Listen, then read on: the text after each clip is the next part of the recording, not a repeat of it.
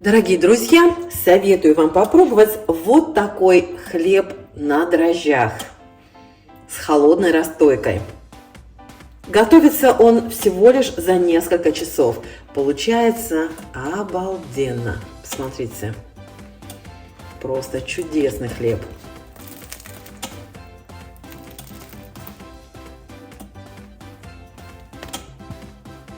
Правда, красота. Чудо!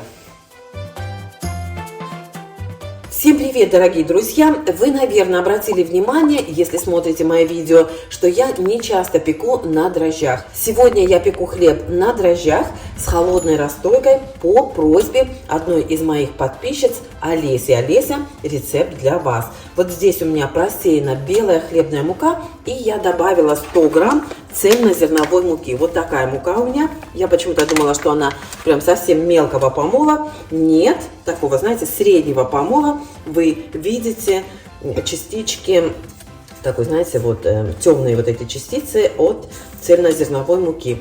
Рецепт очень простой.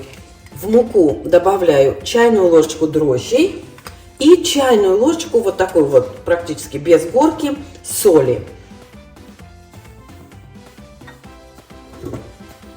Добавляю всю воду, которая у меня уже отмерена. Но потом с вами посмотрим, нужно ли еще добавить воды. Можно выпекать этот хлеб только из белой муки. Берите муку с высоким содержанием протеина. Ваш хлеб получится намного лучше. Я беру муку с содержанием протеина 11,5%, но многие пекари рекомендуют до 13% содержания белка в муке. Оставлю на ваше усмотрение. Просто хочу сказать, что чем выше содержание белка в муке, тем лучше получается мякиш. Тем более пористый, мягкий получается мякиш. Замешивать тесто можно в миксере, что гораздо проще, либо просто руками, как вам удобно. Очень сильно тесто вымешивать не нужно, просто чтобы вся мука собралась в один комочек.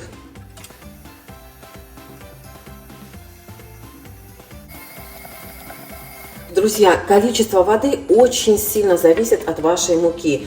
Плюс, если вы добавляете цельнозерновую муку, она берет намного больше водички. Я отмеряю воду прям по миллилитрам для чистоты эксперимента. Вот сейчас у меня здесь 300 мл воды. Рецепт оставлю вам под видео. Еще немножко воды, поскольку тесто получается достаточно сухое.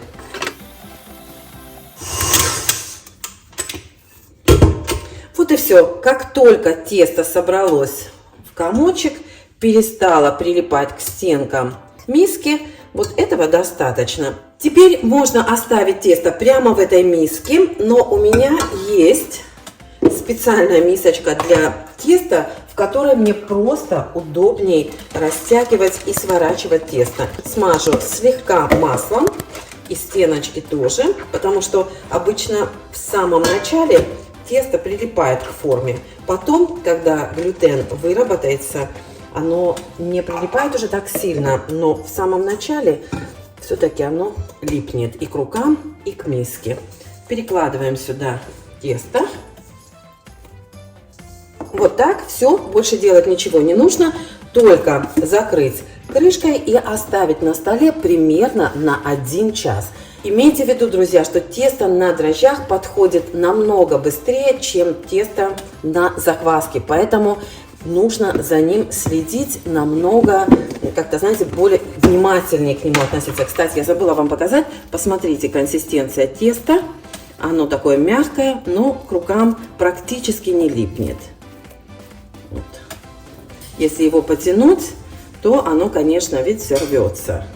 Посмотрим, каким оно станет через час.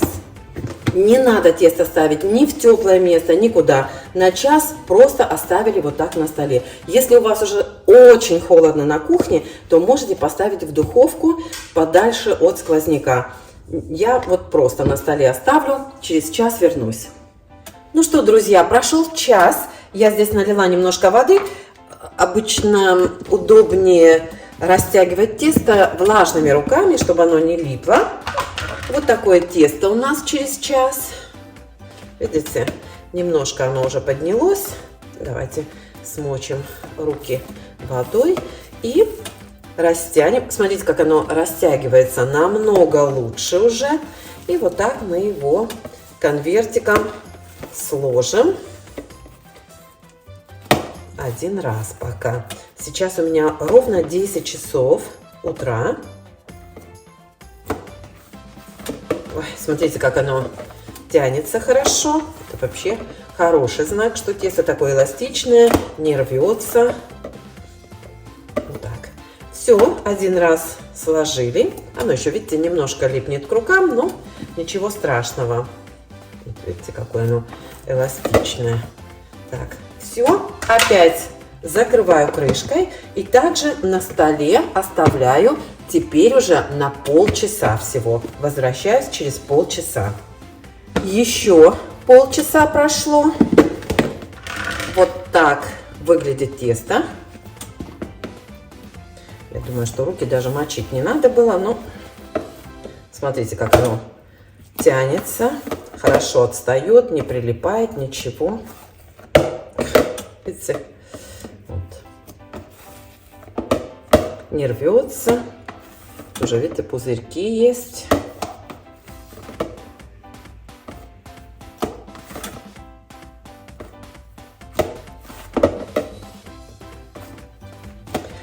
Друзья, вот это можно и не делать, но если вы растянете и сложите тесто несколько раз, вот так, да, то, во-первых, улучшится выработка глютена, и это вам даст намного более пышный и мягкий мякиш, более воздушный, такой, знаете, с пузыриками, с дырочками. Оторвала кусок, потому что,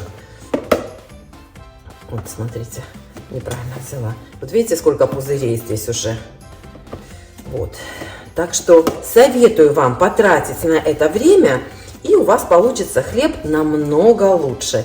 Если у вас нет на это времени, это не принципиально. Возвращаемся через полчаса. Я прошу прощения за шум, у меня там посудомоечная моет. Вот. Вот так выглядит наш хлеб через полчаса. Я слегка присыпала поверхность мукой. Выкладываем тесто. И сейчас мы его растянем, сложим. И буду делать я вот такой продолговатый хлеб сегодня. Форму слегка присыпала рисовой мукой. Кто забыл, напоминаю, что рисовая мука не впитывается вот в это тесто, поэтому тесто не прилипнет к вашей форме. Хорошенечко растягиваем тесто в прямоугольник. Оно, кстати, не прилипает, можно было и не присыпать поверхность мукой. Видите, какое упругое тесто, даже не растягивается. Складываем вот так. 1/3 прижимаем. Еще прижимаем. Так. И плотно-плотно сворачиваю вот так рулетиком. Слышно, как лопаются пузырики. Хорошенечко растягиваю. Вот так, с натяжением. Делаю продолговатый, как сказать, батон. Вот. Вот так. И теперь кладу его в форму. Вот эти кончики нужно немножечко прищипнуть, чтобы они были красивые. Вот. И швом вверх кладу форму. Сверху можно слегка тоже присыпать мукой. Ну, я думаю, что это уже не обязательно. Теперь накрываю пленкой и ставлю в холодильник на 4 часа. Вообще от 5 до 6 часов. Ну, посмотрим, как мое тесто будет подходить. Через 4 часа я проверю, как оно подходит, чтобы тесто не перебродило. Если тесто перебродит, то когда вы его будете выкладывать на форму для выпечки, да, в данном случае я буду выпекать в кастрюле, то тесто опадет, и подняться оно уже, как бы, знаете, вряд ли поднимется, давайте скажем вот так. Так что вот так вот тесто выглядит, ну, скажем так, вот так тесто выглядит, и ставлю его в холодильник. Прошло ровно 4 часа, посмотрите, как поднялось наше тесто, и оно готово к выпечке.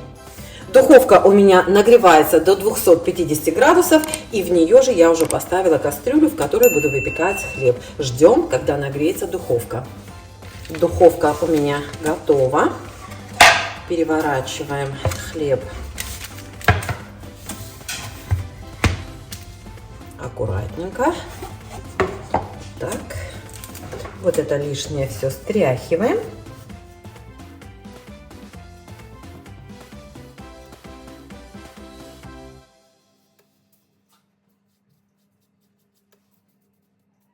Я не люблю, например, муку на хлебе. Кто-то любит, специально посыпает, чтобы было красиво. Ну, я не люблю, поэтому я обычно всю вот эту лишнюю муку стряхиваю. Все, достаем форму. Аккуратненько перекладываем в нее хлеб. Это у меня всегда вот проблемка. Ну, ничего страшного. Отлично. Делаем надрез под углом 45 градусов резким движением. И я еще сбрызгиваю водой для того, чтобы создать больше эффект водяной бани. Так, все. Ставлю в духовку на 25 минут при 250 градусах.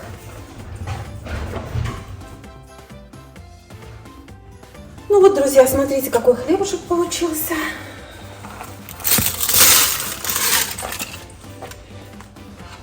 Вот так он выглядит. Хлеб выпекался у меня 25 минут при 250 градусах и потом 15 минут при 200 градусах. Ох, какой горячий. Все, остынет и будем пробовать. Хлеб готов, порежем и посмотрим.